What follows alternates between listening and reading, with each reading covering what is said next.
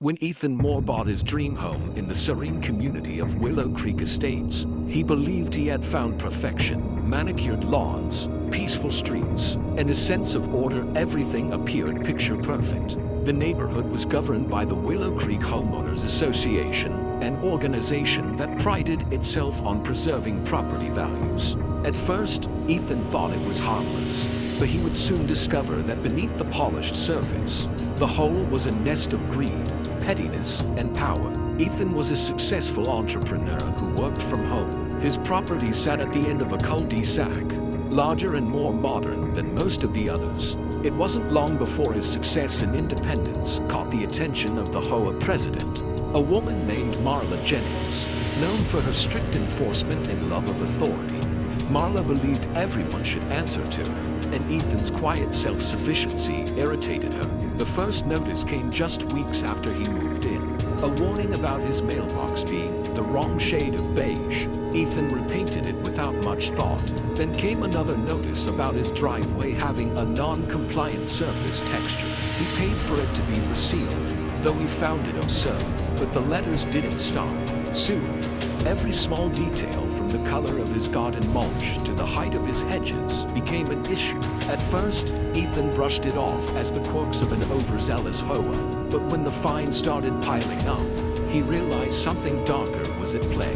The HOA board, led by Marla, had been targeting specific homeowners, mostly those who challenged them or refused to attend their meetings. Ethan's confidence, wealth, and refusal to play by their petty rules made him the perfect target. Within months, the HOA had filed multiple violations against him, claiming unpaid fines and community disruption. Then, one morning, he received a certified letter that made his blood run cold. Notice of foreclosure proceedings. The HOA claimed he owed over $18,000 in unpaid fees and fines enough to legally initiate foreclosure on his property under the association's covenants. It was a blatant abuse of power, but they had the paperwork to make it look legitimate. Ethan stood in his living room, staring at the letter in disbelief. They weren't just trying to fine him anymore, they wanted his house. What Marla didn't know, however, was that Ethan wasn't the kind of man to lose quietly. As the sun set behind the quiet suburban rooftops, Ethan began to form a plan. The HOA wanted to take his home, but soon, he would take theirs. Ethan didn't sleep that night. The foreclosure notice sat on his kitchen counter like a threat waiting to explode. He had worked too hard for this house, too hard to let a handful of power-hungry neighbors strip it away. But Ethan wasn't just any homeowner. He was a man who had built companies, negotiated with sharks, and turned chaos into opportunity. This time, the HOA had picked the wrong person to bully. He spent days poring over the HOA bylaws, financial statements, and county records. The more he read, the more shocking the truth became. The HOA board had been collecting inflated fines, mismanaging funds, and quietly approving payments to consultants who didn't exist. It was a well-oiled scam, and Marla Jennings was at the center of it all. But Ethan wasn't looking for revenge, not yet. He wanted power. One night, Ethan came across a small clause buried deep in the HOA's charter.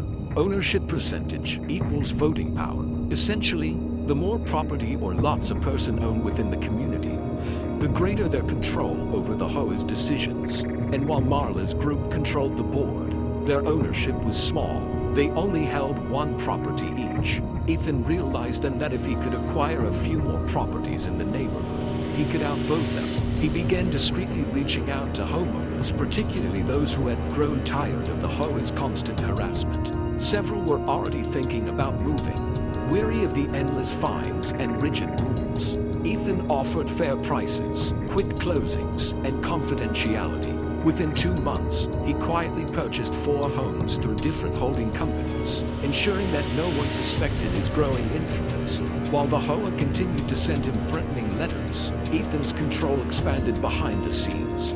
He attended the next board meeting for the first time not to argue, but to observe. He watched as Marla barked orders and boasted about protecting the community. Her arrogance blinded her from the storm forming right in front of her. By the 3rd month, Ethan held majority voting power in the neighborhood. With each purchase, his authority grew.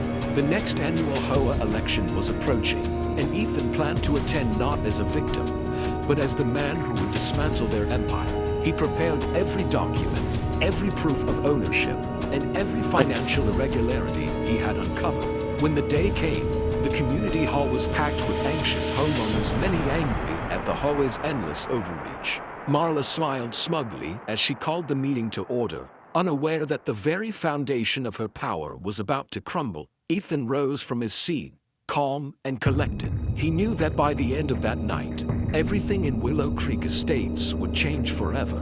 The HOA meeting began like every other, tense, slow, and dripping with self-importance. Marla Jennings sat at the front table, flanked by her loyal board members. She called the room to order, her tone sharp and controlling. But this time, something was different. The crowd wasn't intimidated.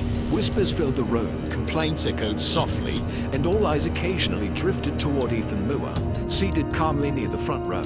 Ethan had spent weeks preparing for this moment. He had copies of the HOA bylaws, financial statements, and the deeds to every property he now owned. In that folder lay the evidence of years of corruption and the power to end it. As the agenda reached the nominations for board elections portion, Ethan stood. The room fell silent. Many homeowners had seen the HOA crush anyone who dared to speak against them, but something about Ethan's confidence kept them quiet, curious. When the time came for votes to be counted, Ethan revealed his ownership shares not one home, but 5. Gasps spread across the room as he explained that the bylaws granted him multiple votes. Marla's expression froze, confusion turning to panic.